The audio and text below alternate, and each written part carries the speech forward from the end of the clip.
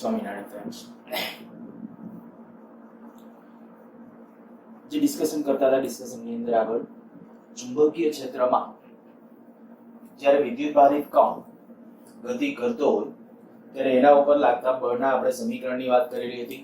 સૂત્ર એકવાર યાદ કરાવડાવી દઉં. સૂત્ર આપણું આવું હતું: F સદિશ બરાબર Q V ક્રોસ D સદિશ. આની કેટલીક પ્રોપર્ટી અથવા લાક્ષણિકતા લીધી હતી કે આ વેગ આધારિત બળ છે. વેગ હોય તો જ લાગે. જો વેગ શૂન્ય હોય એટલે કે સ્થિર હોય તો એના ઉપર કોઈ ચુંબકીય બળ લાગતું નથી. વળી આધાર કેના ઉપર છે? Q V અને B ઉપર. ત્રણે ત્રણ બાબતો ઉપર આધારિત છે. સાથે સાથે theta Q V B sin theta, તો થીટા ઉપર પણ આધારિત છે. એની દિશા કઈ હોય તો V અને B થી બનતા સમતલને લંબ જમણા હાથના સ્ક્રૂના નિયમ પ્રમાણે. પછી સાથે સાથે આપણે વાત કરી હતી લોરેન્ઝ બળ. તો લોરેન્ઝ બળ કેને કીધું હતું? તો વિદ્યુત બળ અને ચુંબકીય બળનું પરિણામી બળ. એ આપણો ટેક્સ્ટ બુક નો જે ટોપિક નંબર હતો 4.2. ખરેખર તો આમ તો 4.2.1 હતો અને 4.2.2 એક હજી એક બીજું બળ છે તાર પર લાગતા બળની વાત. પણ મેં એને ઇન્ટેન્સલી હજી એકાદ લેક્ચર પછી એને ડિસ્કસ કરશું અને ટોપિક શરૂ કરી દીધો છે 4.3. બળનું એક બીજું સ્વરૂપ છે, એ 4.2.2 છે. બરાબર. આ કોઈ વિદ્યુતભાર ઉપર લાગતા બળની વાત છે, પણ આપણે પહેલા વિદ્યુતભાર પર લાગતા બળનું ડિસ્કશન પૂરું કરી નાખીએ સંપૂર્ણપણે. ત્યાર પછી ઈ તારમાં વિદ્યુત પ્રવાહધારી તાર પર લાગતા બળનું ઇક્વેશન એનું ડિસ્કશન આપણે કરીશું. તો ટોપિક નંબર છે 4.3. ટેક્સ્ટ બુક નું હેડિંગ આવું આપેલું છે: ચુંબકીય ક્ષેત્રમાં ગતિ. ખરેખર ચુંબકીય ક્ષેત્રમાં વિદ્યુતભારની ગતિ. તો લાસ્ટ લેક્ચર વખતે મેં ડિસ્કશન તમને આવું કરી દીધું કે જ્યારે સમાન ચુંબકીય ક્ષેત્રની અંદર વિદ્યુતભારિત કણ થીટા બરાબર 0 અંશના કોણે દાખલ થાય, 180 અંશના કોણે દાખલ થાય, લંબ રૂપે દાખલ થાય તો કેવી પરિસ્થિતિ હોય, એના ઉપર બળ લાગશે હા કે ના, એની પ્રવેગી ગતિ હશે કે કેમ, સાથે સાથે એનો ગતિમાર્ગ હશે તો કેવો હશે, સુરેખ હશે, પરવલય હશે કે વર્તુળાકાર હશે. તો આનું ડિસ્કશન પણ આપણે ત્યારે કરી ગયા છીએ. તો એને જ ધ્યાનમાં રાખીને એક સિદ્ધાંત તરફ પણ જવું છે. અત્યારે જે સમજીએ છીએ એના ઉપરથી એક સરસ મજાનું સાધન સાયક્લોટ્રોન, એની વાત પણ આપણે કરવાના છીએ. પણ અત્યારે જે પહેલા કહીએ ચુંબકીય ક્ષેત્રમાં વિદ્યુતભારની ગતિ. ચુંબકીય ક્ષેત્રમાં જ્યારે વિદ્યુતભાર ગતિ કરે, આ માની લો કે સમાન ચુંબકીય ક્ષેત્ર છે અને એમાં વિદ્યુતભાર કોઈ q વિદ્યુતભાર v વેગથી ગતિમાં હોય તો બળ લાગશે. પણ હવે એક ખાસિયત આપણને ખ્યાલ છે, 11મા ધોરણની યાદ કરીએ. જો a અને v એટલે કે બળ અને વેગ, પ્રવેગ અને વેગ બોલો કે બળ અને વેગ બોલો, કારણ કે બળની દિશા એ જ પ્રવેગની દિશા, એક જ દિશામાં હોય, ઝડપ વધે. જો બે પરસ્પર વિરુદ્ધ દિશામાં હોય તો ઝડપ ઘટે. જો બે પરસ્પર લંબ હોય, એ લંબ v હોય તો ઝડપ અચળ રહે, માત્ર વેગની દિશા બદલાય અને એને આપણે કહેતા હતા નિયમિત વર્તુળમય ગતિ. આ તમને યાદ આવી જવું જોઈએ. આ પહેલા સેમેસ્ટરનો હતો 11મા ધોરણનો પાર્ટ 1, એનું આપણું ડિસ્કશન છે. a અને v એક જ દિશામાં હોય તો ઝડપ વધે, વિરુદ્ધ દિશામાં હોય તો ઘટે, લંબ હોય તો ઝડપ કેવી રહેશે? અચળ. ત્યારે એની ઝડપ બદલાતી નથી, માત્ર વેગની દિશા માત્ર બદલાય. અચ્છા, બીજી એક વાત, કાર્ય ઊર્જા પાવર એ વખતે ભણી ગયા હતા. હું એમ કહું કે દાખલા તરીકે આ પદાર્થ છે, હું બળ આમ લગાવું છું પદાર્થ ઉપર, પણ બીજા કોઈ એક બળની અસર હેઠળનું સ્થાનાંતર માની લો કે આમ થયેલું હતું અથવા આમ સ્થાનાંતર થાય છે, તો કાર્ય કેટલું?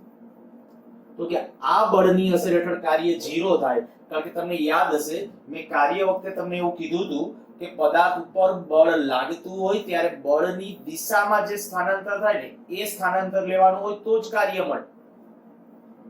જ્યારે આવી કન્ડિશન હોય, બળ અને સ્થાનાંતર બે વિરુદ્ધ 90 અંશના એંગલે હોય તો 90 અંશના એંગલે હોય તો કોઈ કાર્ય થતું નથી. 90 અંશના કોણે હોય તો કોઈ કાર્ય થતું નથી. તો આ એક પહેલું આપણું તાત્પર્ય કે જ્યારે બળ માટેની વાત છે તો આપણે આના ઉપરથી જ્યારે કહીએ કે ચુંબકીય બળ, હું એક પહેલું સ્ટેટમેન્ટ લખું કે ચુંબકીય બળ એ હંમેશા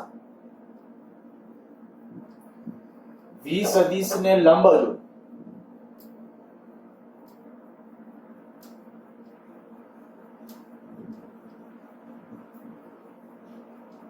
તેથી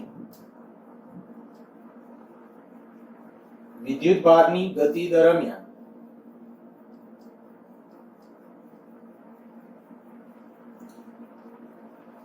તેના પર કોઈ કાર્ય થતું નથી, તેથી તેની ગતિ ઊર્જા અચળ અર્થાત ગતિ ઊર્જાનો ફેરફાર ડેલ્ટા કે કહું તો કેટલો 0. ડેલ્ટા કે શું બોલું છું? ગતિ ઊર્જાનો ફેરફાર. ગુજકેટમાં નીટમાં એમાં બધામાં કઈક આના ઉપરથી પૂછાય છે. ધ્યાન રાખજો, ચુંબકીય ક્ષેત્રમાં ગમે ત્યારે કોઈ પણ વિદ્યુત ભારિત કણ ગતિ કરે ને તો ત્યારે હંમેશા આ સાચું છે કે વેગ અને આ બળ કેવા હોવાના? પરસ્પર લંબ. અને જો પરસ્પર લંબ હોય તો માત્ર ઝડપ દિશા એટલે વેગની દિશા બદલાશે, ઝડપ કેવી રહેશે? અચળ રહેશે. અને જો એવી કન્ડિશન છે તો ખરેખર કોઈ કાર્ય નથી થતું. મેં કાર્ય ઉપરથી સમજાવ્યું કે કાર્ય ક્યારે થાય તો કે જો બળ લાગતું હોય ત્યારે બળની દિશામાં સ્થાનાંતર થાય તો, પણ આ તો હંમેશા પરસ્પર લંબ જ હોય ને લંબ હોય તો કાર્ય 0 થાય. એવું કાર્ય ઊર્જા પાવરમાં આપણે ભણી ગયા છીએ. તો કાર્ય ન થાય તો એનો અર્થ કે કાર્ય ગતિ ઊર્જામાં ફેરફાર ન થાય. કાર્ય ઊર્જા પાવર, કાર્ય ઊર્જા પ્રમેય W બરાબર ડેલ્ટા કે. જો કાર્ય નથી થતું તો ગતિ ઊર્જાનો કોઈ ફેરફાર ન થાય, અને ગતિ ઊર્જાનો ફેરફાર નથી એનો અર્થ કે ગતિ ઊર્જા કેવી છે? અચળ છે. એટલે એમસીક્યુ માટે એક વસ્તુ આ ધ્યાનમાં રાખશું. અચ્છા, એ બાજુમાં એક આકૃતિ મેં ડ્રો કરેલી છે. જો માની લો કે આ બી પ્રેરણાવાળું સમાન ચુંબકીય ક્ષેત્ર બ્લેકબોર્ડના સમતલને લંબ રૂપે અંદર જતી દિશામાં છે. ચુંબકીય ક્ષેત્ર છે અંદર જતી દિશામાં. એમાં કોઈ એક વિદ્યુત ભારિત કણ માની લો કે v જેટલી ઝડપથી આપણે આ બાજુ આમ દાખલ કરીએ છીએ. અહીંથી મેં વિદ્યુત ભારિત કણ ચુંબકીય ક્ષેત્રમાં v જેટલા વેગથી દાખલા તરીકે આમ દાખલ કરેલો છે. જો વિદ્યુત ભારિત કણ આમ દાખલ થાય, ચુંબકીય ક્ષેત્ર કેમનું છે? તો અંદર. વિચાર કરો બળ કેમનું લાગશે? તો જમણા હાથના પંજાનો નિયમ. જમણા હાથના પંજાને કેવી રીતે રાખવાનો? તો આંગળીઓ કેમની? ચુંબકીય ક્ષેત્રની દિશામાં. આંગળીઓ ચુંબકીય ક્ષેત્રની દિશામાં એટલે આમ. વેગ સદિશ છે એ આ બાજુ, આંગળીઓ આ તરફ થઈ, ચુંબક વેગ સદિશ આમ. તો બળ કેમનું આવશે? હથેળીમાંથી લંબ રૂપે બહાર, એટલે કે આ તરફ આમ બળ લાગશે. આના ઉપર જે બળ લાગશે એ આ તરફ હશે. એટલે એ બળને હું નામ આપી દઉં છું Fm, magnetic force. Magnetic force આમ લાગે છે. તો આ બળ અને પ્રવેગ કેવા છે? પરસ્પર લંબ છે. અને લંબ હોય તો શું થાય? તો આપણે હમણાં કીધું કે ભાઈ લંબ હોય તો ઝડપ અચળ રહેશે, મીન્સ કે અચળ ઝડપે ગતિ કરશે. પણ એની વેગની દિશા સતત બદલાશે. એ કેમ ખબર પડે? તો દેખીતી વાત છે કે આપણે આ જ્યારે પ્રવેગ અને વેગ બે પરસ્પર લંબ હોય તો આપણે ડિસ્કસ કરી ગયા હતા નિયમિત વર્તુળમય ગતિ. તો અહીંયા એની ગતિ કેવી હશે? નિયમિત વર્તુળમય ગતિ. મીન્સ કે ઝડપ કેવી હશે? અચળ. અચ્છા, હવે જ્યારે વાત છે કે ભાઈ આ વિદ્યુત ભારિત કણ દાખલા તરીકે ગતિ કરીને અહીંયા પહોંચે, અહીંયા પહોંચે, અહીંયા પહોંચે. આ દરેકે દરેક સ્થાને બળ જો ગતિની પહેલા તો આપણે કીધું વેગ સદિશ આમ, તો બળ આમ લાગ્યું. હવે પોતે આમ જવાનું વલણ ધરાવતો હતો, આમ જવાનું વલણ ધરાવે છે, બળ આમ લાગે તો એનો ગતિમાર્ગ ધીમે ધીમે કેમ નો થાય? આમ જવાનું વલણ ધરાવતો હતો પોતે, પણ આમ બળ લાગ્યું ઉપર તરફ.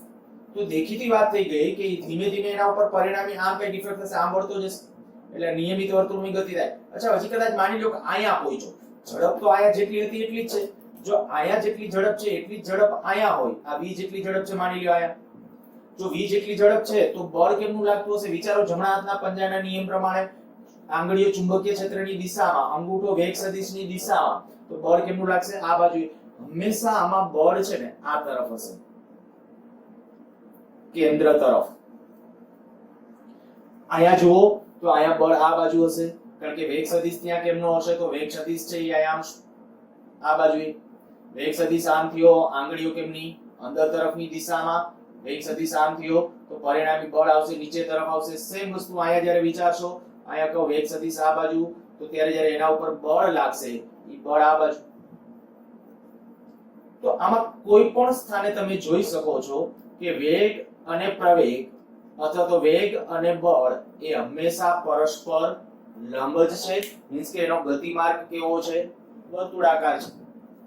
મીન્સ કે આ નિયમિત વર્તુળમય ગતિ છે.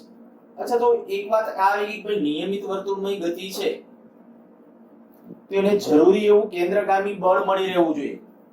કોઈ પણ પદાર્થ વર્તુળાકાર માર્ગે ગતિ કરે, આ પદાર્થ અહીંયા વર્તુળાકાર માર્ગે આમ ગતિ કરે છે, તો વર્તુળાકાર માર્ગે ગતિ કરવા માટે એને જરૂરી એવું કેન્દ્રગામી બળ, ગુરુત્વાકર્ષણના ચેપ્ટરની અંદર, પછી 12મા ધોરણનું આપણું પહેલું ચેપ્ટર એ વખતે પણ આપણે ડિસ્કશન કરી હતી કે જો કદાચ પાર્ટિકલ વર્તુળાકાર માર્ગની ગતિ શરૂ કરે તો એના ઉપર કેન્દ્ર ત્યાગી બળ લાગતું હોય અને જેટલું લાગતું હોય એટલું કેન્દ્રગામી બળ. આ જ રીતે આપણે કહીએ કે જ્યારે વાહન છે ઢોળાવવાળા માર્ગે અથવા તો આપણે કઈ વળાંકવાળા રસ્તે આમ વળાંક લે ત્યારે બીજી તરફ ફંગોળા જેટલું બળ લાગે તો સામે એક કેન્દ્રગામી બળ મળવું જોઈએ જે ઘર્ષણ બળ પૂરું પાડતું હતું. સેમ વસ્તુ અહીંયા આપણે એમ કહીએ કે અહીં આ વર્તુળાકાર માર્ગે ગતિ કરશે ત્યાં સુધીનું ક્લિયર થઈ ગયું. તો હું અહીંયા આમ લખીશ કે અહીં ચુંબકીય કેન્દ્રગામી બળ એ ચુંબકીય બળ પૂરું પાડે છે.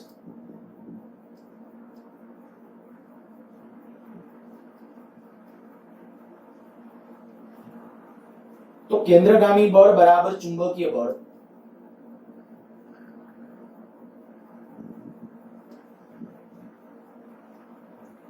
અચ્છા, માની લો કે આના વર્તુળાકાર માર્ગની ત્રિજ્યા છે ને એ r છે.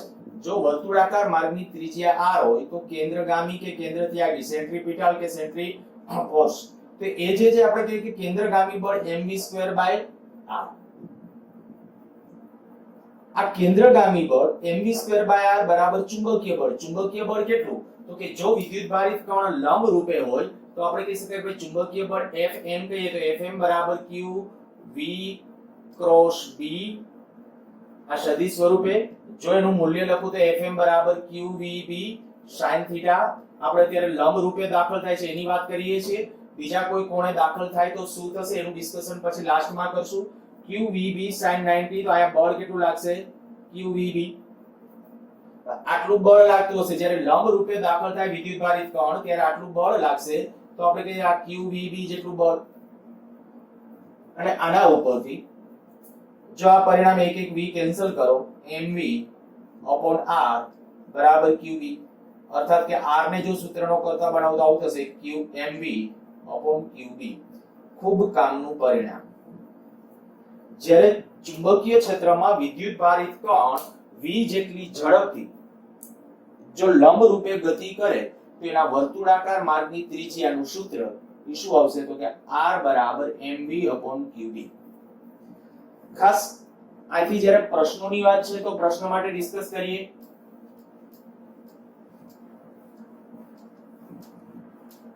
જો એક વસ્તુ આપણા પાસે આ ક્લિયર થઈ ગયું કે ચુંબકીય ક્ષેત્રમાં વિદ્યુતભારિત કણ ગતિ કરશે, લંબ રૂપે ગતિ કરશે તો ગતિમાર્ગ વર્તુળાકાર હશે અને નિયમિત વર્તુળમય ગતિ હશે. નિયમિત વર્તુળમય ગતિ છે તો જરૂરી એવું કેન્દ્રગામી સેન્ટ્રીપિટલ ફોર્સ હોવું જોઈએ છે. તો કે mv²/r બરાબર qvb. બે બાજુથી vv કેન્સલ કરેલું છે તો mv/r બરાબર qb. આના ઉપરથી r ને સૂત્રનો કરતા બનાવ્યો તો r બરાબર આવ્યું mv/qb. અને આને જે આમ લખી શકાય p/qb. p એટલે વેગમાન. હજી એના બીજા સ્વરૂપોનું પણ ડિસ્કશન કરીએ પણ એની પહેલા આના રિલેટેડ હું જો આ વાત કરું તો આ એમસીક્યુ માટે આપણે આ ખાસ ધ્યાન રાખી લઈએ કે r is proportional to v. વેગના સમચલનમાં છે એમ બોલાય. r is proportional to m પણ બોલાય. r is proportional to 1/q પણ બોલાય. r is proportional to 1/b પણ કહેવાય. r is proportional to m/q પણ કહેવાય. એટલે q/m રેશિયો પ્રચલિત છે, પહેલા ચેપ્ટરની અંદર આવી ગયો તો એટલે લખ્યું છે. અને એ જ રીતે r is proportional to p પણ કહેવાય. હવે અત્યારે આ બધું સામે છે એટલે બહુ સિમ્પલ અને સહેલું લાગે પણ એક ધ્યાન રાખજો કે જ્યારે તમે એમ કે ચુંબકીય ક્ષેત્રમાં બે કણો એક સમાન ચુંબકીય ક્ષેત્ર એટલે B સમાન થઈ ગયું, B ને ભૂલી જાઓ. એક સમાન ચુંબકીય ક્ષેત્રમાં હું કેટલાક પ્રશ્નો બોલું છું, ક્વેશ્ચન લખીશ નહીં. તમારે લખવા હોય તો લખજો, વિડિયો રિવાઇડ કરી અને પાછા લખજો. હું ક્વેશ્ચન બોલું છું. એક સમાન ચુંબકીય ક્ષેત્રમાં એક સમાન વિદ્યુતભાર ધરાવતા બે કણો, એક સમાન વિદ્યુતભાર અને એક સમાન દળ ધરાવતા બે કણો અનુક્રમે v અને 2v વેગથી દાખલ થાય છે. v અને 2v વેગથી દાખલ થાય છે તો તેના વર્તુળાકાર માર્ગની ત્રિજ્યાનો ગુણોત્તર કેટલો? તો દેખીતી વાત છે કે જો v અને 2v વેગ બમણો હશે તો વર્તુળાકાર માર્ગની ત્રિજ્યા કેવી હશે? બમણી હશે. તો આ જે r છે, r નો આધાર કેના ઉપર આવ્યો? કણના દળ ઉપર કહેવાય તો કે આ કણના વેગ ઉપર કહેવાય, આ વિદ્યુતભાર q, ચુંબકીય ક્ષેત્ર b એના ઉપર પણ છે. મીન્સ કે અહીંયા આપણે mv ને બદલે લખવું તો વેગમાન ઉપર આધારિત છે તો કે હા આ બધા ફેક્ટર ઉપર. અને જોજો કેટલી વખત આના રિલેટેડ ક્વેશ્ચન ગુજકેટ ની અંદર આવી ચૂકેલા છે. જ્યારે પેપરો સોલ્વ કરશો ત્યારે તમને એ ખ્યાલ આવશે કે ભાઈ આવા પ્રશ્નો છે વધારે ધ્યાનમાં રાખવાના છે. r બરાબર mv/qb અત્યારે પરિણામ યાદ રહી જવું જોઈએ. અચ્છા માની લો કે આવી રીતે આમ ક્વેશ્ચન કહેવામાં આવે, એક સાધન છે માસ સ્પેક્ટ્રોમીટર. મેં અગાઉ એકાદ વખત નામ આપ્યું હતું તમને, માસ સ્પેક્ટ્રોમીટર. 11મા ધોરણની અંદર છે એક વખત આપણે ડિસ્કશન કર્યું હતું. માસ સ્પેક્ટ્રોમીટર શું છે તો કે રિયલમાં જ્યારે એટમિક માસ નક્કી કરવામાં આવે, એટમિક માસ જ્યારે નક્કી થાય તો એના માટેનું એક જે સાધન છે ને એ માસ સ્પેક્ટ્રોમીટર કહેવાય. આપણે પરમાણુ ભાર જ્યારે બોલીએ છીએ કોઈ પણ તત્વનો પરમાણુ ભાર ફિક્સ છે, બરાબર, પરમાણુ ભાર જે બોલીએ છીએ, પણ તમને ખબર છે કે માસ સ્પેક્ટ્રોમીટરની મદદથી અત્યારે એના જે માસ નક્કી થાય છે એ કંઈક પોઈન્ટની એક્યુરસી સાથે છે. એ કેવી રીતે નક્કી કરવામાં આવે છે તો માસ સ્પેક્ટ્રોમીટર છે ને એ કંઈક એનો સિદ્ધાંત આ જ છે. શું થાય હું તમને એમ કહું, માસ સ્પેક્ટ્રોમીટર હજી આપણે આની કન્ટિન્યુઅસલી ચાલુ છે, આ ખાલી વચ્ચે એક માસ સ્પેક્ટ્રોમીટરનું ડિસ્કશન કરું છું કારણ કે એના રિલેટેડ જ્યારે પ્રશ્નોની અત્યારે એમાં શબ્દ પ્રયોગ કરેલો હોય છે કે માસ સ્પેક્ટ્રોમીટરની અંદર આટલા દળ ને આટલા વિદ્યુત. આ માસ સ્પેક્ટ્રોમીટર કાંઈ આપણે ભણવાનું નથી, એ કોર્સમાં નથી માસ સ્પેક્ટ્રોમીટર, ખાલી એનો સિદ્ધાંત. માની લો કે આ ચુંબકીય ક્ષેત્ર છે,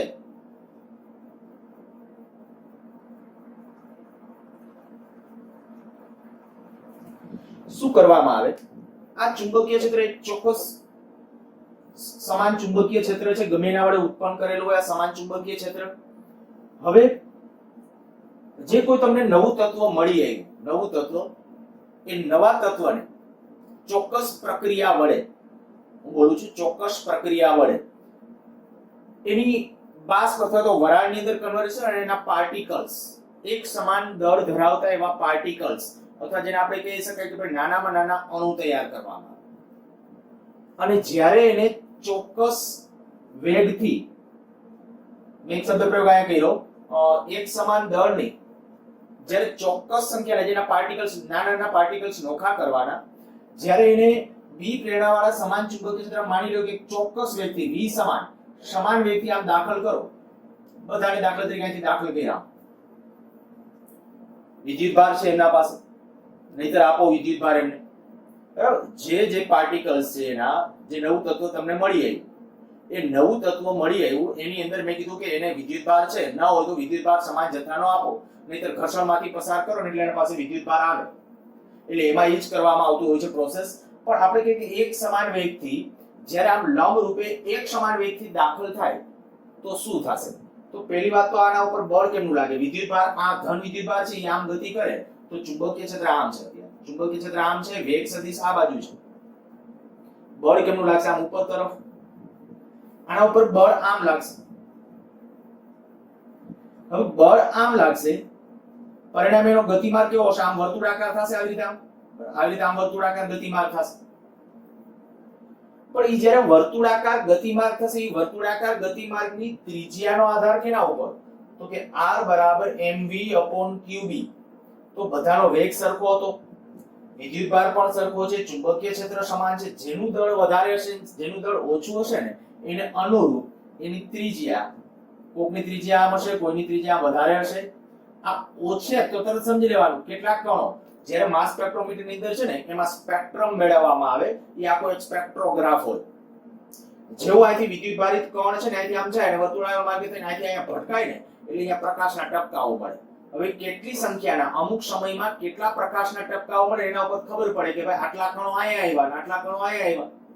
તો હવે એના ઉપરથી ઈ ખબર પડી ગઈ કે ભાઈ વર્તુળાકાર માર્ગની ત્રિજ્યા તમારા પાસે છે, વેગ છે, તમે કેટલા વેગથી b q આ બધું હતું તો એનું માસ દળ મળી જશે. મીન્સ કે જે પાર્ટિકલ છે એનું દળ મળે.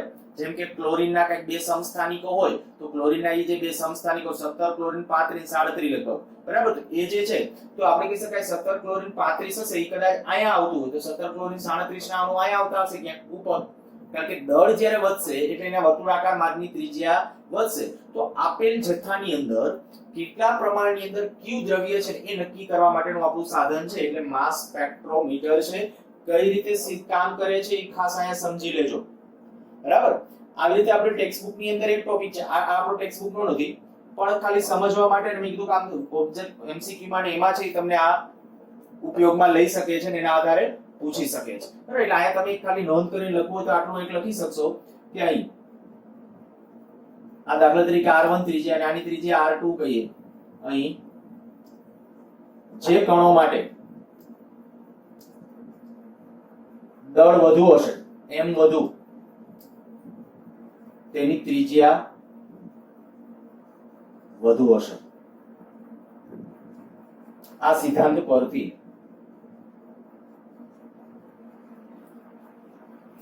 એનો અણુભાર નક્કી થતો હોય છે. ઓકે, હવે હું ભૂસી નાખું છું પણ આના બધા ટોપિકના આ બધી વસ્તુનો ઉપયોગ કરવાનો છે. હું એક બે પ્રશ્ન છે આના પૂછતો તો તમને એની વાત કરી દઉં. r નો આધાર મેં કેના ઉપર કીધો? દળ m ઉપર. એનું મેં માસ સ્પેક્ટ્રોમીટર ઉદાહરણ લઈ લીધું. એવી રીતે વેલોસિટી સિલેક્ટર ટેક્સ્ટ બુક નો આપણો ટોપિક છે એટલે આ ટોપિક પૂરો કર્યા પછી એનું પણ ડિસ્કશન કરશું. વેલોસિટી સિલેક્ટર તો એમાં વેગ ચલ તરીકે હશે. પછી q m ક્યારેક કે જો q m કે તો આખું લેવાનું આ. બરાબર. પછી ચુંબકીય ક્ષેત્ર p. તમને એમ કહેવા માંગ ભાઈ ચુંબકીય ક્ષેત્ર દાખલા તરીકે બે ચુંબકીય ક્ષેત્ર છે. ચુંબકીય ક્ષેત્ર એક કરતા બીજું બમણું છે. બેમાં એક સમાન વિદ્યુત ભારો એક સમાન વેગથી છે દાખલ કરવામાં આવે તો વર્તુળાકાર માર્ગની ત્રિજ્યાનો ગુણોત્તર કેટલો? તો r is proportional to 1/p. એ જ રીતે r is proportional to p. જો વેગમાન વધે તો ત્રિજ્યા વધે. વેગમાન બમણું થાય ત્રિજ્યા બમણી થશે. વેગમાન અડધું થશે ત્રિજ્યા અડધી થશે. તો એના અનુરૂપ તમે ડિસ્કશન બધા કરી શકો. ટૂંકમાં આપણા માટે આ સમીકરણ છે એ ખૂબ કામનું. ચુંબકીય ક્ષેત્રમાં જ્યારે લંબ રૂપે દાખલ થાય છે ત્યારે વર્તુળાકાર માર્ગની ત્રિજ્યાનું આપણા પાસે સૂત્ર આવ્યું સદિશની r બરાબર mv upon qv. પછી આના બીજા સ્વરૂપો પણ લખીએ. પણ હવે પરંતુ v બરાબર r ઓમેગા. કારણ કે આ વર્તુળાકાર માર્ગની ગતિ છે અને ચુંબકીય ક્ષેત્રની અંદર આ ચુંબકીય ક્ષેત્ર આપણે ગણી લઈએ. હું પાછી ઓલી આકૃતિ ડ્રો કરેલી હતી નાનકડી એક આકૃતિ અહીંયા ડ્રો કરું છું. આ ચુંબકીય ક્ષેત્રમાં જ્યારે વિદ્યુત ભારિત કણ જ્યારે દાખલ થાય છે ત્યારે એનો ગતિમાર્ગ દાખલા તરીકે આ રીતે આમ વર્તુળાકાર છે. આ રીતે વર્તુળાકાર છે. તો આની ઝડપ આપણે કીધું અચળ છે અને જો ઝડપ અચળ હોય તો ઓમેગા અચળ ગણાય. હા, ડિરેક્શન આયા તો તમને એ પણ ખબર છે કે આનો જો કણ સતત આમ જ ગતિ કરતો હોય તો ચાક ગતિવાળા ચેપ્ટરમાં ભણી ગયા કે ભાઈ એની ઓમેગા કેમ નહીં હોય? તો કે જેમનું ભ્રમણ થતું હોય એની દિશામાં સ્ક્રૂ રાખ એટલે લંબ રૂપે રાખી સ્ક્રૂને ફેરવો એટલે આ રીતે અર્થાત કે આ રીતે ઓમેગાની દિશા મળે. અચ્છા, તો આયા જે વાત આવી v બરાબર r ઓમેગા જો હું આની જગ્યાએ આ મૂકું તો r બરાબર m r omega upon qb. આના ઉપરથી ઓમેગાને સૂત્રનો કરતા બનાવી r કેન્સલ તો ઓમેગા બરાબર qb m. બીજું એક કામનું સમીકરણ વળી ઓમેગા બરાબર 2πf.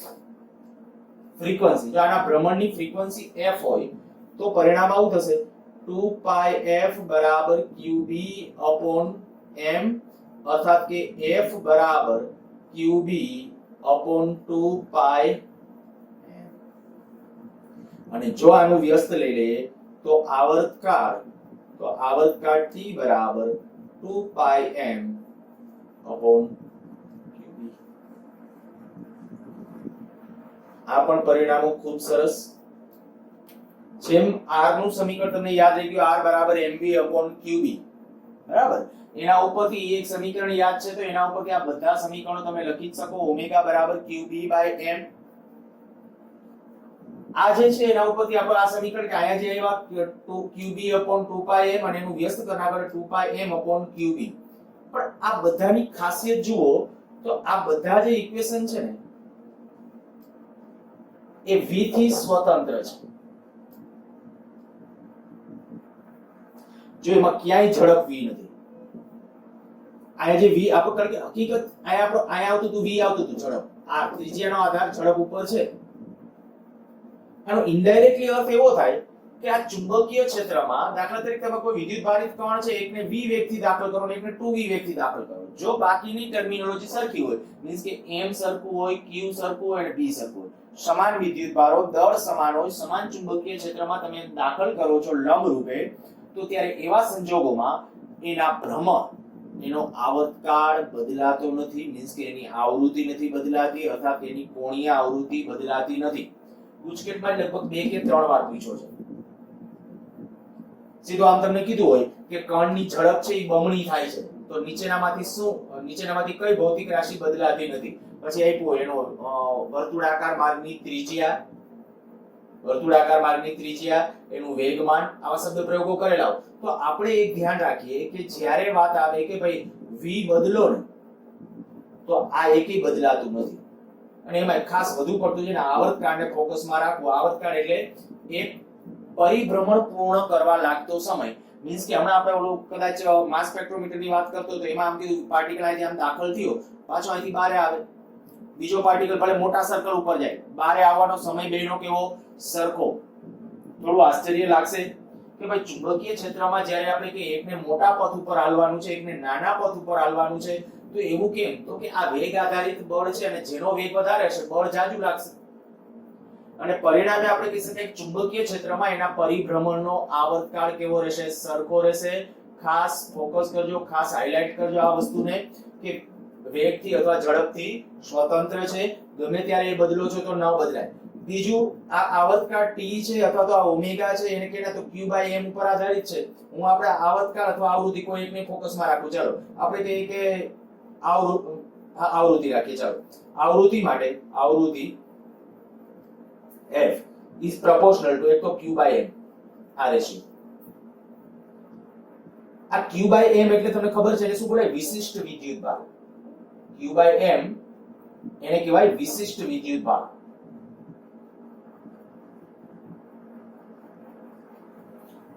ગાયરોમેગ્નેટિક રેશિયો આવનારા દિવસોમાં આપણે શબ્દ પ્રયોગ કરવાના છે. અહીંયા q/2m આવશે, પણ અહીંયા આપણે q/m એ જે કીધું વિશિષ્ટ વિદ્યુતભાર, તો f is proportional to q/m. f is proportional to b ચુંબકીય ક્ષેત્રના સમચલનમાં છે.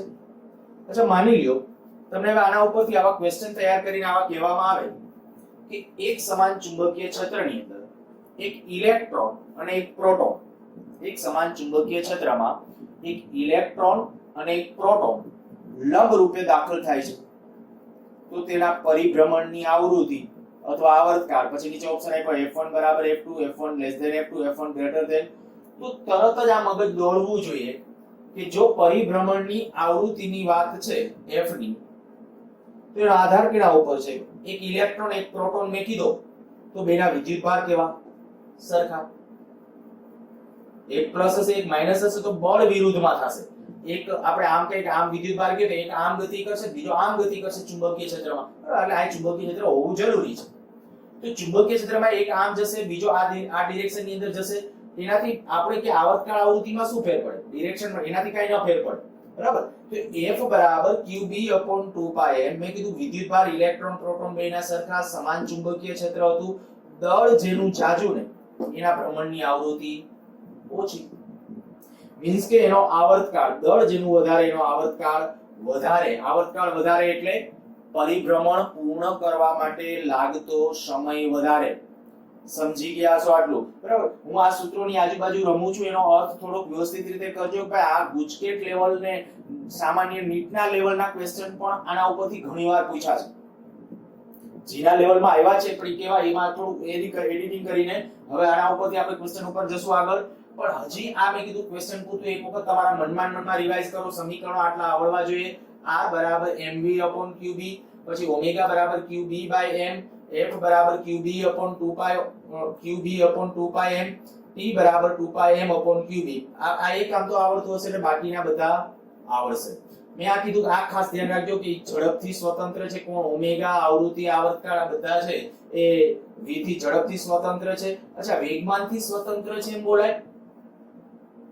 તો કે વેગમાનમાં દળ આવે, વેગમાનમાં દળ આવે અને આયા દળ છે એટલે જો વેગમાનનો ફેરફારનું કારણ છે દળ હોય ને તો વેગમાન ઉપર આધારિત કહેવાય. એ પ્રોપર, જો કે ક્વેશ્ચન જ પ્રોપર ન કહેવાય. તમને એમ પૂછે કે વેગમાન ઉપર આધારિત આ કે ના, તમે એમ કહો કે ઝડપથી તો સ્વતંત્ર છે, તો વેગથી સ્વતંત્ર થાય. જો દળ અચળ હોય તો કહેવાય, નો ડાઉટ. દળ અચળ હોય તો વેગમાનથી પણ સ્વતંત્ર, કારણ કે વેગથી તો સ્વતંત્ર છે, તો દળ અચળ હોય તો વેગમાનથી સ્વતંત્ર તમે ગણી શકો છો. બાકી મેં કીધું એ પરિભ્રમણની આવૃત્તિ ને આવા રિલેટેડ ક્વેશ્ચન કોઈ પણ હોય તો એ તમને પૂછે. હવે પછી ભવિષ્યમાં દાખલા તરીકે આપણે સાયક્લોટ્રોન ભણશું તો ત્યારે તમે એમ કહેશે ભાઈ સાયક્લોટ્રોન ની અંદર ચુંબકીય બધી રચના ભણશું ત્યારે, પણ એની અંદર અત્યારથી પૂર્વ તૈયારી તમને આપું છું કે ભાઈ માની લ્યો કે આપણે તમે કોઈ સાયક્લોટ્રોન ની અંદર એક પ્રોટોનને પ્રવેગિત કરવો છે. સાયક્લોટ્રોનમાં પ્રોટોનને પ્રવેગિત કરો એટલે પ્રોટોનને આપણે ફેંકવો છે, એનો આવર્તકાળ ચોક્કસ જોઈએ છે. તો એ જે આવર્તકાળ અથવા એની ફ્રીક્વન્સી આવૃત્તિમાં એક અનુનાદની ઘટના આવશે અને એને સમજવા માટે આવૃત્તિ નક્કી કરવી પડશે. અને એ આવૃત્તિ નક્કી કરવા માટે તમે આનો ઉપયોગ કરવાનો થશે. તો તરત ખબર પડી જાય છે કે ભાઈ પ્રોટોન હોય તો પ્રોટોનનું દળ વધારે હોય તો એના પરિભ્રમણની આવૃત્તિ, બાકી આ વિદ્યુતભારની ઓકે, ઇલેક્ટ્રોન હોય પ્રોટોન હોય આ બે, તો આમાં કંઈક એનું દળ જેનું વધારે એના ભ્રમણની આવૃત્તિ ઓછી થશે. દળ વધુ એટલે ભ્રમણની આવૃત્તિ ઓછી અને એના અનુરૂપ આવર્તકાળનું મૂલ્ય કેવું હશે? વધારે. સારું, આ બધા ઇક્વેશનો ખૂબ કામના. આ જે ત્રિજ્યાનું સમીકરણ છે એના ઉપરથી મેં 3-4 બાબતો આની પહેલા જ લખી દીધી હતી કે કેના ઉપર કેવી રીતે આધારિત છે, બરાબર? એ વસ્તુ પણ મગજમાં રાખજો. થોડું હજી આગળ વધી ત્રિજ્યાના પરિણામને આગળ લઈ જાઉં છું. r બરાબર આ mv upon qb, આ જે સમીકરણ છે ત્યાંથી આગળ ગતિ ઊર્જા k, બરાબર? આને હું 3 પાર્ટની અંદર આ ગતિ ઊર્જા k બરાબર 1/2 mv² આવું થાય. ગતિ ઊર્જા k બરાબર 1/2 mv². અચ્છા, હું બે બાજુ mm વડે ગુણાકાર કરું તો mk 1/2 m² v². આ 2 ને આયા લઈ લો અને mv ને સૂત્રનો કરતા બનાવું તો mv બરાબર શું થશે? √2mk. સમજાઈ ગયો છે પરિણામ, બરાબર? આ mv ને બદલે જો આયા હું મૂકી દઉં તો r બરાબર √2mk upon qb.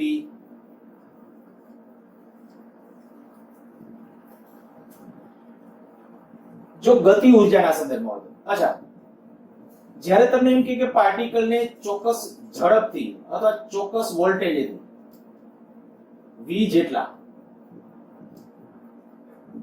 પ્રવેગક વોલ્ટેજ થી q વિદ્યુત ભારને પ્રવેગિત કર્યો હોય,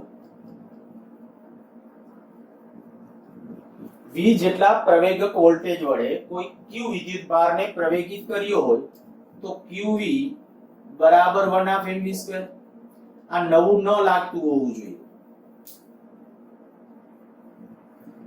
બીજા ચેપ્ટર વખતે મેં તમને કીધું હતું કે ઇલેક્ટ્રોન હોય 1 વોલ્ટ વડે કેટલી ઊર્જા મળે? 1 eV. 2 વોલ્ટ હોય તો 2 eV. q વોલ્ટ હોય તો qv. કેપેસિટર વખતે ડિસ્કશન થયું હતું.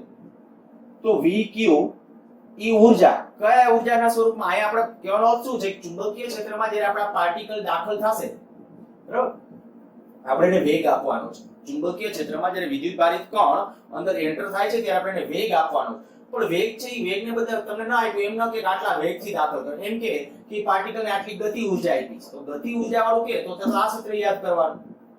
પણ એમેય ન કે અને તમને એમ કે ભાઈ આટલા વોલ્ટેજ કે 25 વોલ્ટેજ જેટલા પ્રવેગક વોલ્ટેજ એને પ્રવેગિત કરેલ છે ચુંબકીય ક્ષેત્રની અંદર, તો જેટલા વોલ્ટેજ એ પ્રવેગિત કરેલો હોય તો એના પરથી v ના પદમાં જવું પડે તો આપણા પાસે qv બરાબર 1/2 mv² અને જો આમાં પણ છે એ આપણે mv ને બે બાજુ mm વડે ગુણાકાર કરું તો આવું થશે 2mqv બરાબર 1/2 mv². આ સ્મોલ v છે એ વેગનો છે અને આ v છે પ્રવેગક વોલ્ટેજનો છે. v છે એ પ્રવેગક વોલ્ટેજ એટલે વોલ્ટેજ જે વોલ્ટેજ ફેંકો હોય તે. અચ્છા, હવે આ 2 નહીં આવે, કાચી કાઢ નાખી. પેલા શું કર્યું? ખાલી બે બાજુ mm વડે ગુણાકાર કર્યું અને અહીંયા લખશું તો mv એટલે બે m વડે ગુણ એટલે m². m² બે બાજુ mm વડે ગુણાકાર કર્યો હતો તો આના ઉપરથી આ પરિણામ આવું હોય mv ને સૂત્રનો કરતા બને √2mqv. અચ્છા, આ mv ને બદલે આ એક પાછી આ કિંમત મૂકી દો તો r બરાબર √2mqv upon qb अर्थात r बराबर 1/b 2mv upon q. આ સાદુરૂપ સમજી લેજો. તો આ એક પરિણામ. આપણે આના કરતા વધારે ઉપયોગ આનો કરવાના છે. જીમાં ને નીટમાંની આના રિલેટેડ પ્રશ્નો છે વધારે હોવાની શક્યતા. આ બધું ગુજકેટના લેવલમાં છે. આ ગુજકેટના લેવલ સુધી તો હજી આય છે, પણ હવે મેં કીધું આયા સાથે સાથે જીનું લેવલ પણ આયા ઉમેરાઈ જાય છે અને એને ધ્યાનમાં રાખવાનું. આના ઉપર આધારિત ક્વેશ્ચન છે એ તમને ગમે તે રીતે બનાવીને પૂછી શકે. એકાદ બે પેલા સામાન્યનો ક્વેશ્ચન પૂછું, તમે વિચારો ડાયરેક્ટ આન્સર શું આવશે. હું તમને એમ કહું કે એક સમાન દળ ધરાવતા એક સમાન વિદ્યુતભાર ધરાવતા બે કણો એક સમાન ચુંબકીય ક્ષેત્રમાં કે જેટલી ગતિ ઉર્જાથી પ્રવેગિત કરવાને બદલે 2k જેટલી ગતિ ઉર્જાથી પ્રવેગિત કરવામાં આવે તો તેના વર્તુળાકાર માર્ગની ત્રિજ્યામાં શું ફેર પડે. તો જો આ બાકી બધું અચળ, એક સમાન દળ એક સમાન વિદ્યુતભાર ચુંબકીય ગતિ ઉર્જાની વાત આવે તો વર્તુળાકાર માર્ગની ત્રિજ્યા વાળું આ સૂત્ર યાદ કરજો. અચ્છા, તમને આમ કહેવામાં આવે કે ભાઈ r વિરુદ્ધ √k નો આલેખ કેવો મળે. તો આ બધા તો હવે આપણા 11મા ધોરણમાં મેં તમને શીખવાડી દીધું છે, બરાબર. એ ફંડામેન્ટલ તમને આવડતું હોવું જોઈએ કે કેવી રીતે આલેખ, કેવો આલેખ આવશે, પરવલય. પછી તમને એમ કહેવામાં આવે કે ભાઈ સોરી r વિરુદ્ધ √k નો આલેખ કેવો આવશે, સુરેખ, બરાબર, સુરેખ. પણ r વિરુદ્ધ k નો આલેખ કહીએ તો પરવલય.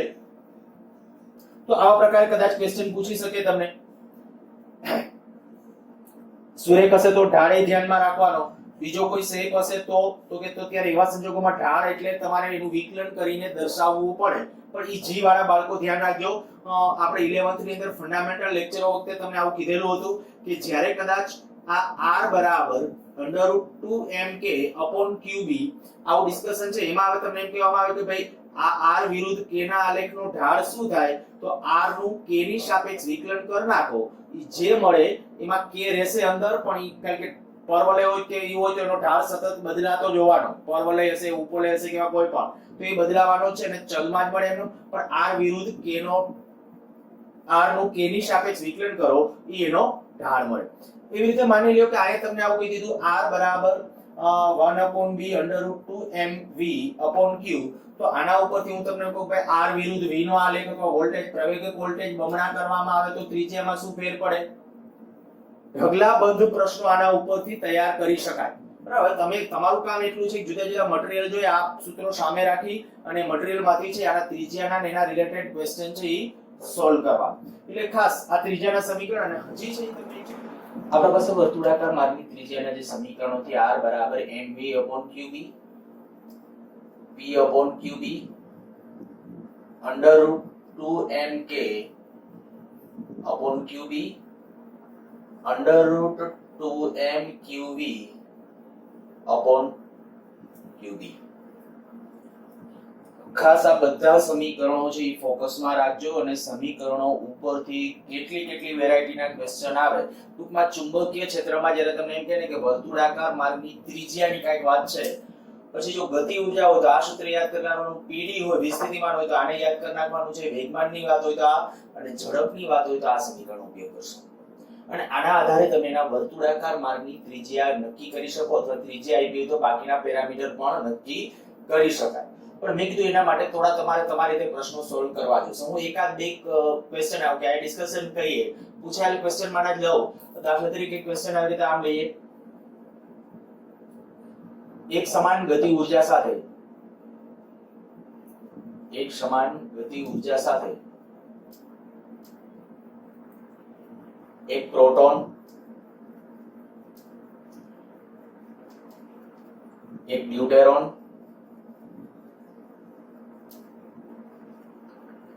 આમ આયન અને આલ્ફા કણ સમાન ચુંબકીય ક્ષેત્રમાં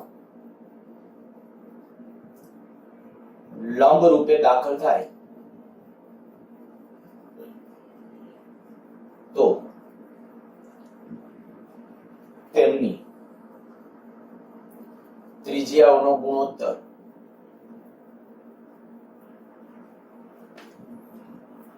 મેં લીધું છે પ્રોટોન, ડ્યુટેરોન, આલ્ફા કણ. માની લ્યો કે અચ્છા, અને ગતિ ઉર્જાની વાત છે, જો લખ્યું છે ચુંબકીય ક્ષેત્રમાં એક સમાન ગતિ ઉર્જા સાથે દાખલ થાય છે. તો આપણે આ સમીકરણનો ઉપયોગ કરવો છે. તો પહેલા હું અહીંયા પ્રોટોન માટે લખું, પછી ડ્યુટેરોન માટે Rd કહું, પ્રોટોન માટે Rp, ડ્યુટેરોન માટે Rd અને આલ્ફા કણ માટે લખું R આલ્ફા બરાબર સૂત્ર લખું છું એને અનુરૂપ આપણું આ k વાળું. તો એની અંદર જે ટર્મિનોલોજી અલગ અલગ હોય, તો પ્રોટોન માટે હોય તો આપણે કે 2mpk કે ગતિ ઊર્જા બધાની સરખી. પછી પ્રોટોનનો વિદ્યુતભાર જે છે એ વિદ્યુતભાર કેટલો હોય, પ્રોટોનનો વિદ્યુતભાર E જેટલો, બરાબર. એ જાણતા હોય છે, પહેલા ચેપ્ટર વખતે મેં આ બધા લખાવી દીધા હતા, આલ્ફા કણ, બીટા, ડ્યુટેરિયમ, પ્રોટોન, આ બધા. તો જ્યારે પ્રોટોન માટેની વાત છે તો પ્રોટોનનો વિદ્યુતભાર કેટલો, E ઇલેક્ટ્રોન જેટલો, ટૂંકમાં પણ પોઝિટિવ હશે. અને B સમાન ચુંબકીય ક્ષેત્ર, બધી વખતે સમાન ચુંબકીય ક્ષેત્રમાં દાખલ કરવામાં આવી વાત છે. જેમ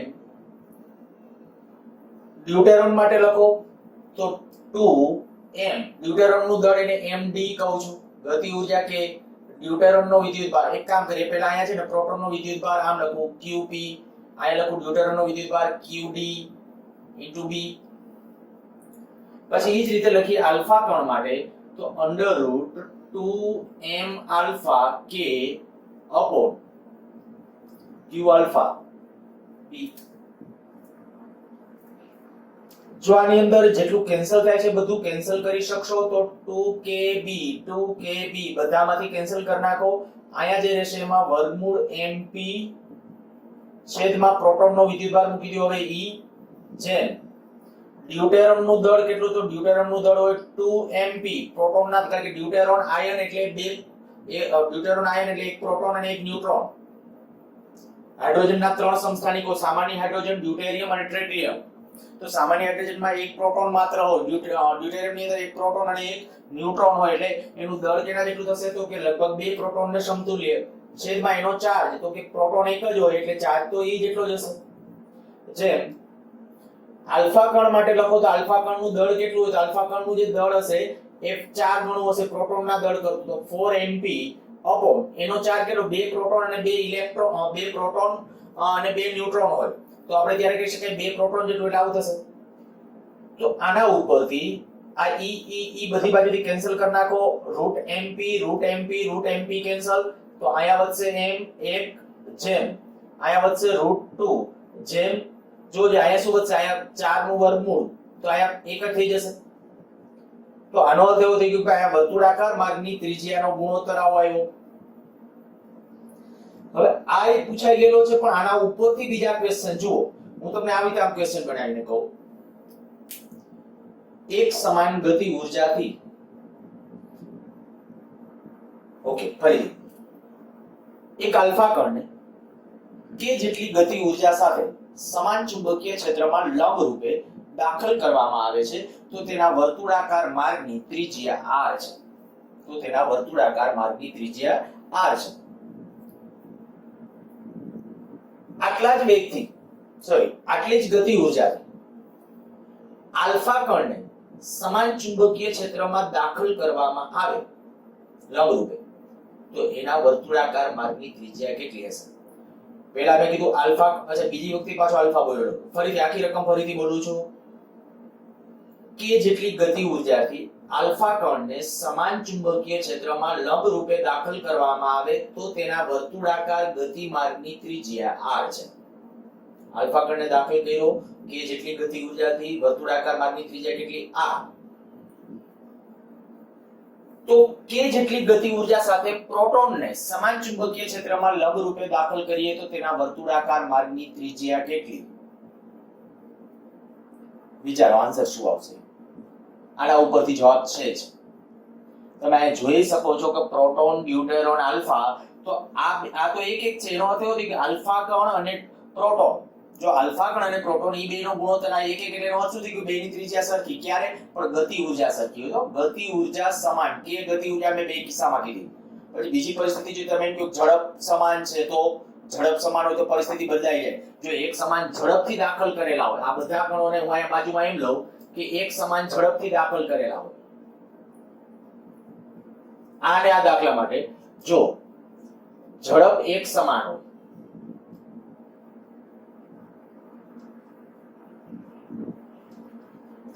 ઝડપ એક સમાન હોય તો શું થાય? આને આ પાછા સૂત્ર લખું છું, rp જેમ rd જેમ r આલ્ફા પણ ઝડપ સમાન છે તો હવે ઝડપ વાળા સમીકરણનો ઉપયોગ કરો.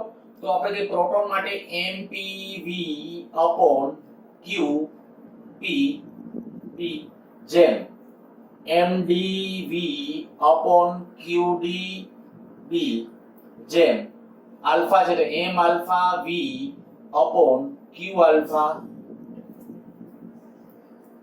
બધાને એક સમાન ઝડપ બધાને એક સરખી તો મેં ઝડપ વાળા સમીકરણનો ઉપયોગ કરી નાખ્યો. અને હવે આ કિંમતો જ્યારે મૂકશો આ v/b તો બધામાં કેન્સલ કારણ કે સમાન ચુંબકીય છે આ બાકીની બધી રકમ સરખી જ એમનામ જ. જો ઈ સ્થિતિ છે તો mp પ્રોટોનનું દળ એમનો રાખો mp જેમ એનું વિદ્યુતભાર કેટલો e.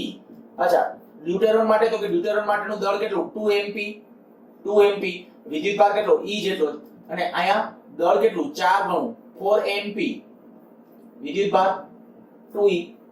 જોજો હવે ગુણોત્તર શું આવશે તો કે 1:2:2. હવે આ બેની ત્રિજ્યા સરખી થાય. ફોકસમાં ખાસ રાખજો કેવી રીતે પ્રશ્ન પૂછ્યો છે ને એ બહુ અગત્યનું છે. અને હવે તમને આમાં એમ કહેવામાં આવે છે જો પ્રશ્નો કેવી વેરાયટીથી કેમ બનાવી શકાય. મેં ટ્રાય એવી કરી છે કે આ 2-3 ક્વેશ્ચન ની અંદર તમારું જાજુ ફંડામેન્ટલ ક્લિયર થાય. આ જે છે rp rd r આલ્ફા હવે આના ઉપરથી જ ક્વેશ્ચન બનાવું કે v જેટલી ઝડપથી આલ્ફા કણને સમાન ચુંબકીય ક્ષેત્રમાં લંબ રૂપે દાખલ કરતા તેના વર્તુળાકાર માર્ગની ત્રિજ્યા r છે. તો આટલી ઝડપથી સમાન ચુંબકીય ક્ષેત્રમાં પ્રોટોનને દાખલ કરવામાં આવે લંબ રૂપે તો એના વર્તુળાકાર માર્ગની ત્રિજ્યા કેટલી તો એની જે ત્રિજ્યા થશે આના કરતા આપણે કહી શકાય ત્રિજ્યા જે થાય છે જો આ બેનો ગુણોત્તર લેવા જાવ તો તમને ખ્યાલ આવી જાય બરાબર. એટલે આપણે કહી શકાય કે એની જે ત્રિજ્યા આવશે r/2 થઈ જશે. બેનો ગુણોત્તર લઈ લેવાનો. પહેલા આની ત્રિજ્યા આપણે જે કે આની ત્રિજ્યા આ જે છે 1 લઈએ તો આની ત્રિજ્યા કેટલી છે બમણી છે. એનો અર્થ કે આની ત્રિજ્યા જાણતા હતા આની ત્રિજ્યા કેટલી થવી જોઈએ એના કરતા હાફ થવી જોઈએ. તો એવા પ્રશ્નો ખાસ વિચારવાના. અચ્છા હજી સાથે સાથે માની લ્યો કે હું આવો પણ કોયડો લઈ લઉં કે આ 3 કણ માટે કે જો એક સમાન pd થી પ્રવેગિત કરી ચુંબકીય ક્ષેત્રમાં લંબ રૂપે દાખલ કરવામાં આવે.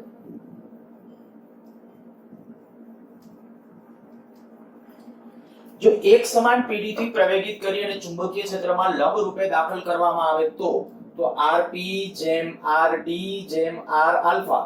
હવે સૂત્ર કયું વાપરશો તો કે હવે સૂત્ર આપણે આ વાપરીએ √2mqv. તો આ આપણે ટ્રાય કરીએ કે ભાઈ √2mp પ્રોટોનનો વિદ્યુતભાર qpv છેદમાં qb એટલે આ કે qp * મેં આના પછીનું બીજું એક સૂત્ર લખી દીધું તો અમારો q કેન્સલ કરીને e લખવું હોય તો એ છૂટ પણ મેં કીધું આમાં તમને યાદ રાખવું છે થોડું સરળ પડશે તો એનો ઉપયોગ કરો જેમ √2md qd v qd b alpha માટે √2m alpha q alpha v q alpha b. જેટલું કેન્સલ થાય છે 2vb બધામાંથી કેન્સલ કરી નાખો.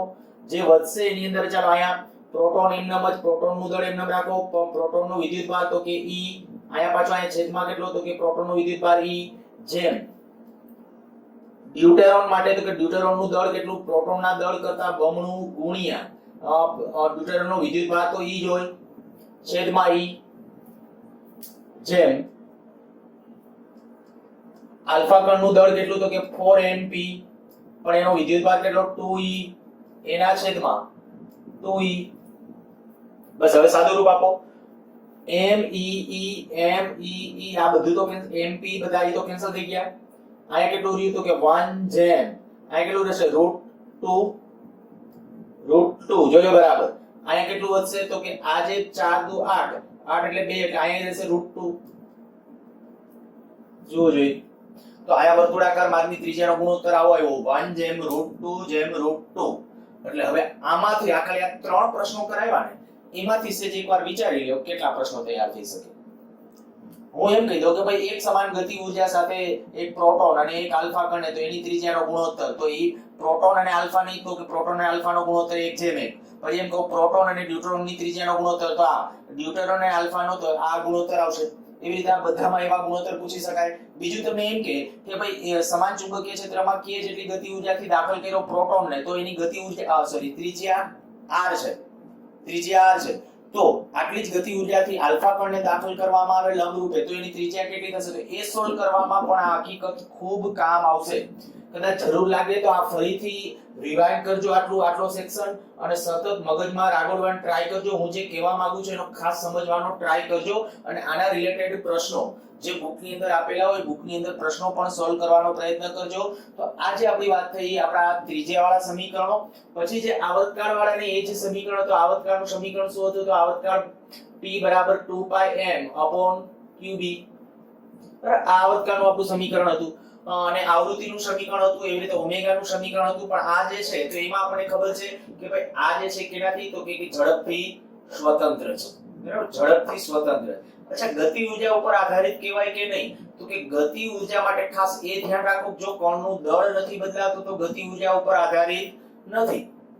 બરાબર, ગતિ ઉર્જા ઉપર આધારિત નથી. સારું, આમાંનામાં જે એક સમાન ઝડપ કીધું, આ જે પ્રશ્ન, આમાં એક સમાન વેગમાન કહેતો તો ગણી શકતા હોવા જોઈએ, એ તમારાથી થવું જોઈએ. અને આની સાથે જ કન્સેપ્ચ્યુઅલ ક્વેશ્ચન વેલોસિટી, એની પહેલા એક કામ કરીએ કે જો લંબ રૂપે દાખલ થવાને બદલે બીજા કોઈ કોણે દાખલ થાય તો શું થાય એની ચર્ચા.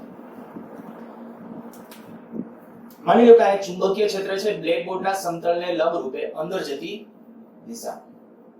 આ ચુંબકીય છે.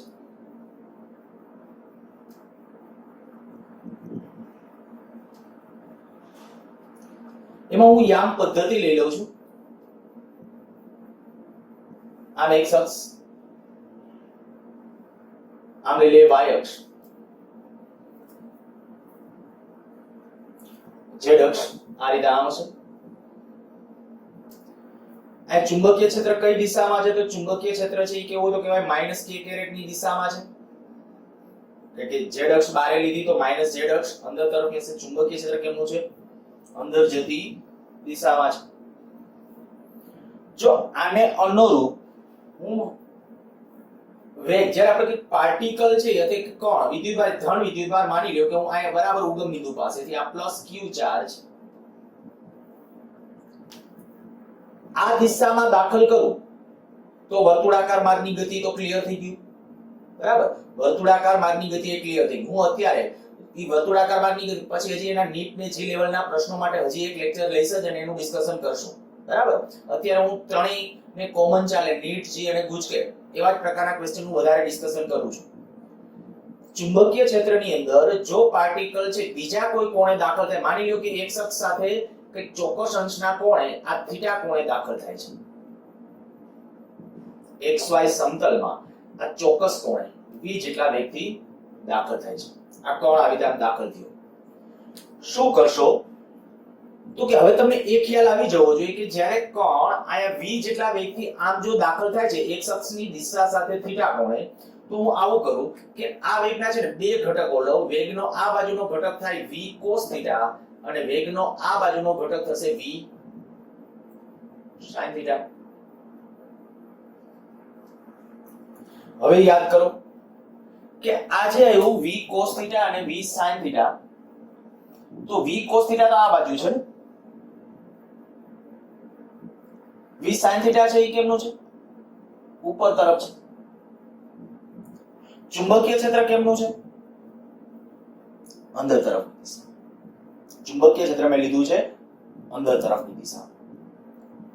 હવે થોડું લોજિકલી વિચારતા જાઓ. આયા અત્યારે એમ કહો કે પાર્ટિકલ જે દાખલ થાય છે, મેં આ વેગના એના ઘટકો લઈ લીધા. ઘટકોની અત્યારે આ પરિસ્થિતિ વખતે કોઈ જરૂરિયાત નથી. એટલા માટે જરૂરિયાત નથી કે જે મેં ચુંબકીય ક્ષેત્ર લીધું છે, ચુંબકીય ક્ષેત્ર કેમનું લીધું છે? બ્લેકબોર્ડના સમતલને લંબ રૂપે. જો આ ખાલી ઘટકો ખાલી સમજવા માટે, રેફરન્સ માટે રાખજો. બરાબર, કારણ કે આના પછી નહીતર હલવાશો, એટલા માટે મેં ઘટકો લઈ લીધા છે. હવે જ્યારે આપણે વાત અહીંયા આપણે આ એક અક્ષ સાથે મેં થીટા કોણ કીધું હતું, ત્યારે શું થયું? બે ઘટકો લઈ લીધા, એક આ બાજુનો એક આ બાજુનો ઘટક. પણ આ વેગ છે એ જોવો જોઈએ, ચુંબકીય ક્ષેત્રને તો લંબ છે કે નહીં? એટલે કે ચુંબકીય ક્ષેત્ર આમ છે, ચુંબકીય ક્ષેત્ર આ દિશામાં છે, અંદર જતી દિશામાં. વેગ સદિશ આમ છે, તો બે વેગ ને ચુંબકીય ક્ષેત્ર તો પરસ્પર લંબ છે. તો એનો અર્થ એવો થાય કે જો આ કન્ટિન્યુઅસલી આ બધી જગ્યાએ ચુંબકીય ક્ષેત્ર હોય ને, બધી જગ્યાએ ચુંબકીય, તો આનો વર્તુળાકાર ગતિમાર્ગ કેવી રીતે થશે? ફરીથી એકવાર, બળ કેમનું? વેગ સદિશ આમ, ચુંબકીય બળ કેમનું લાગશે? ચુંબકીય ક્ષેત્ર આમ, વેગ સદિશ આમ, તો બળ કેમનું લાગશે? આ બાજુ. બરાબર, બળ આમ લાગે તો એનો અર્થ એવો થાય કે વર્તુળાકાર માર્ગનું કેન્દ્ર ત્યાં હોવું જોઈએ કોઈ જગ્યાએ. તો આનો ગતિમાર્ગ છે ને કંઈક આવી રીતે આમ થશે. આ વર્તુળાકાર ગતિમાર્ગ. આ ફીલ કરજો ખાસ. હું આવા સર્કલો એટલા માટે ડ્રો કરાવું છું અને એમાં જી વાળાને તો ખાસ અગત્યનું છે, કારણ કે 3 થી 4 વાર આવા ક્વેશ્ચન પછી પૂછાયેલા છે. પણ એ ક્વેશ્ચન પછી સોલ્વ કરાવે, ખાલી અત્યારે એનો કોન્સેપ્ટ સમજાય, કારણ કે બધાને ધ્યાનમાં રાખીને મેં કીધું કે એનો વર્તુળાકાર માર્ગ કેમ સ્ટ્રેસ થશે ને એ આપણે નક્કી કર્યો છે. અચ્છા, બીજી કન્ડિશન લ્યો. હવે માની લ્યો કે ચુંબકીય ક્ષેત્ર છે ને એ આ રીતે આમ છે, એક અક્ષની દિશામાં. આ ચુંબકીય ક્ષેત્ર B. આમ પદ્ધતિ લઈ લે.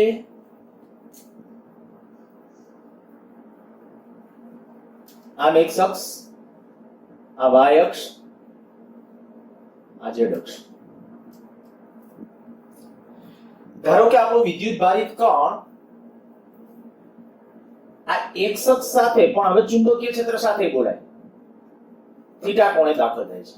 આ કોણ થીટા છે. હવે શું થાય વિચારો. આ એનો વેગ સદિશ છે. આપણો પ્લસ q ચાર્જ કીધો, અહીંથી q પ્લસ q ચાર્જ ને આપણે ડ્રોપ કરીએ છીએ અને એનો વેગ સદિશ છે એ આ બાજુ છે. હવે શું થાય? થોડું ખાસ ઇમેજિનેશન કરતા શીખજો. ચુંબકીય ક્ષેત્ર આમ છે, વેગ સદિશ તો આપણો આમ છે, આ બાજુ આમ ક્રોસમાં. ચુંબકીય ક્ષેત્ર એક્ઝેક્ટ આમ. આવી કન્ડિશન છે. આ ચુંબકીય ક્ષેત્ર છે તો વેગ સદિશ કંઈક આવી રીતે આમ છે. બરાબર, વેગ સદિશ આપણે કહીએ તો એ વેગ સદિશ કંઈક આ રીતે આમ છે. ચુંબકીય ક્ષેત્ર આ બાજુ. શું કરશું? કેમ? તો કે આના બે ઘટકો લ્યો. એક આ બાજુનો ઘટક લ્યો, એક આ બાજુનો ઘટક લ્યો. વેગના બે ઘટકો લઉં છું. બરાબર, વેગના બે ઘટકો. વેગનો આ બાજુનો ઘટક કયો આવશે? v cos θ, અને વેગનો આ બાજુનો ઘટક કયો આવશે? v sin θ. આ બાજુનો ઘટક મેં કહી દીધો v cos θ, આ બાજુનો ઘટક કહી દીધો v sin θ.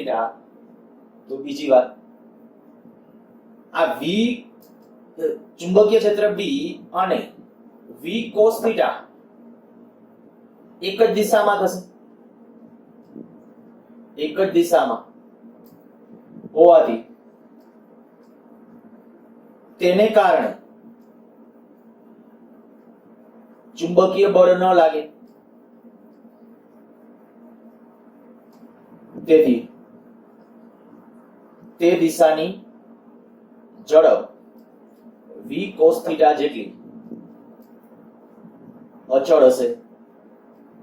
જોજો, અહીંયા યંત્રશાસ્ત્ર પણ તમારા મગજમાં હોવું જોઈએ. આ બધું હું સતત યાદ કરાવવાની ટ્રાય તો કરું જ છું.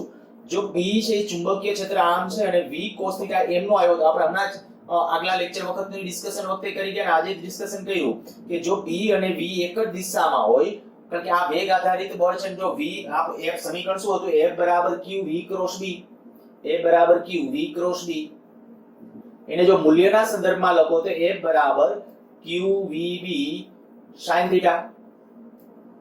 જો એમાં થીટા એટલે v અને b વચ્ચેનો ખૂણો, તો v અને b વચ્ચેનો ખૂણો હોય 0 હોય તો બળ લાગે તો કે નહીં? તો કે v cos θ અને b એક જ દિશામાં છે, એને પરિણામે એટલે આ બળ આ વેગને કારણે, મીન્સ કે આ વેગના ઘટકને કારણે વિદ્યુત ભાર ઉપર બળ લાગતું નથી અને પરિણામે આ દિશાની ઝડપ, કારણ કે આપણે ખબર છે કે બળ ન લાગતું હોય તો સ્થિર પદાર્થ સ્થિર અને ગતિમાન પદાર્થ અચળ વેગે પોતાની ગતિ એમને ચાલુ રાખશે. તો આ દિશાની ઝડપ અચળ. પણ હવે આ વિચારો છે કે v sin θ જે છે, v sin θ ઉપર તરફ, તો એનું શું થશે? તો કે આ ઉપર તરફ જે v sin θ છે ઈ તો લંબ છે. ચુંબકીય ક્ષેત્ર આમ છે, ચુંબકીય ક્ષેત્રને લંબ રૂપે v sin θ છે આ બાજુ. જો ચુંબકીય ક્ષેત્રને લંબ રૂપે હોય તો હવે તો બળ લાગશે. કેમનું બળ લાગશે? વિચારો, કઈ બાજુ બળ લાગશે? તો તરત ખબર પડી જાય કે જમણા હાથના પંજાના નિયમ પ્રમાણે આંગળીઓ ચુંબકીય ક્ષેત્રની દિશામાં રાખો, અંગૂઠાને વેગ સદિશની દિશામાં રાખો, તો બળ આમ લાગશે અંદર જતી દિશામાં. અને હવે ઇમેજિનેશન કરો કે આ જે વાત આવી કે આ વેગને કારણે કેમનો જવાની ટ્રાય કરતો હતો? v sin ને કારણે આમ જવાની ટ્રાય કરતો હતો. બળ આમ લાગ્યું અંદર તરફ, તો ગતિમાર્ગ આમ થશે કઈ v sin θ ને કારણે આમ વર્તુળાકાર માર્ગે ગતિ કરશે. જોજો હું કેવી રીતે એક્ટિંગ કરું છું. બરાબર, ખાસ ધ્યાન રાખજો. ફરીથી બોલું છું. v sin θ ઈ વેગ આમ હતો. ઇટ મીન્સ કે આ કોણ આમ જવાની, આને થોડી વાર ભૂલી જાવ. v cos θ ને ભૂલી જાવ થોડી વાર.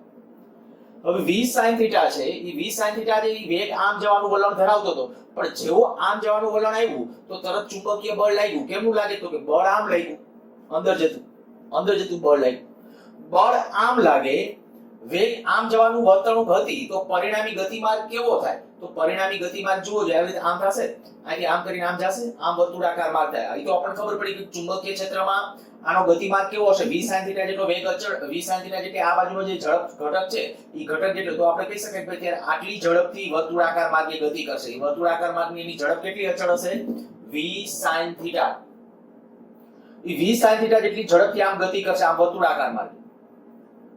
પણ હજી એક બીજું વિચારો તો, પાછા આ ઘટકને કન્સિડર કરો. આપણે વિદ્યુત ભાર આ v cos θ એ વિદ્યુત ભારિત કણને કેમ ગતિ કરાવે? તો કે ઈ તો આમ ગતિ કરાવે છે. આ v sin θ ઘટક છે એ વિદ્યુત ભારને કેમ ગતિ કરાવે? તો કે વિદ્યુત ભારને આમ ગતિ કરાવે છે. વિદ્યુત ભારને આમ ગતિ કરાવે. જો આ છે એ v sin θ વિદ્યુત ભારને આમ ગતિ કરાવડાવે અને v cos θ ઈ આમ ગતિ કરાવડાવે, તો બેની પરિણામી ગતિ કેવી થાય? તો કે આવી રીતે આમ થશે.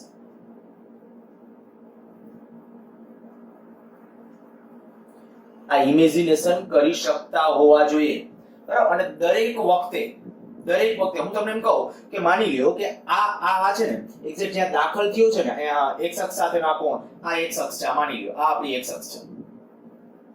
તો શું થયું? આ x અક્ષ છે ને એટલે આપણો પાર્ટિકલ છે એનો પેલા v sin θ ઘટક કેમનો હતો? આમ હતો. v sin θ ઘટક આમ હતો. બળ આમ લાગ્યું, બળ આ બાજુ લાગ્યું. જો બળ આમ લાગે તો એને કારણે એ આમ ગતિ કરવાનો હતો, કન્ટિન્યુ આવી રીતે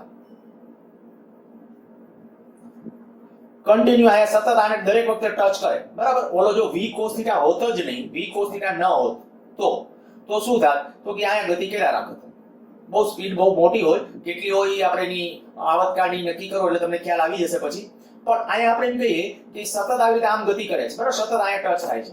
પણ હવે આયા દરેક વખતે આયા ટચ કરે, આગળ જતા હજી આપણે કહીએ કે આ ઘટક આ છે જ હવે v cos θ, તો શું થશે? તો જાણે કે આના જેવું touch touch touch touch touch touch ચોક્કસ ઝડપથી, કન્ટિન્યુઅસલી ચોક્કસ ઝડપ હું બોલું છું, કારણ કે આ બાજુની ઝડપ એની અચળ છે. તો સતત આ બાજુ આમ ગતિ કરતો જશે. અને આ જે ને સ્પાઇરલ, જેને હેલિકલ કહેવાય, તો આનો ગતિમાર્ગ થાય હેલિકલ. જો સમાન, તમને કદાચ એમસીક્યુ માં પૂછે કે સમાન ચુંબકીય ક્ષેત્રમાં વિદ્યુત ભારિત કણ લંબરૂપે નહીં સમાંતરે એવી રીતે દાખલ થાય તો એનો ગતિમાર્ગ કેવો હશે? હેલિકલ હશે. અને જો એનો ગતિમાર્ગ હેલિકલ છે, ટેક્સ્ટબુકમાં સરસ 3D માં એક આકૃતિ ડ્રો કરી છે, તમે વિચારજો. અત્યારે કદાચ હું મારી રીતે ટ્રાય કરું છું આકૃતિ ડ્રો કરવાની, તો એ આકૃતિ કંઈક આવી રીતે આમ આ રીતે આમ થશે. હવે આ જે આપણી કન્ડિશન આવી, દરેક વખતે મેં કીધું કેવી રીતે છે, બરાબર. ઈ ખાસ ધ્યાન રાખજો. ગતિમાર્ગ વેગ આ v sin θ આમ હતો, બળ આમ હતું, એટલે દરેક વખતે આમ થતો હતો. v sin θ ને કારણે આમ ગતિ, કન્ટિન્યુઅસલી આ રીતે ગતિ છે v sin θ ને પરિણામે, અને દરેક વખતે આને ટચ કરે છે.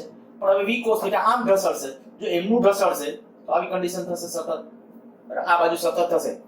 હવે અહીંયા એક બીજી વસ્તુ કે જો મારે આ વર્તુળાકાર માર્ગની ત્રિજ્યાને નક્કી કરવું હોય તો કે ત્રિજ્યા ઝડપથી સ્વતંત્ર હોય તો આની વર્તુળાકાર માર્ગ, સોરી ત્રિજ્યાની આવર્તકાળની r બરાબર આપણે જે પરિણામ લેતા હતા, શું કહ્યું હતું પેલા? કેન્દ્રગામી બળ mv² r.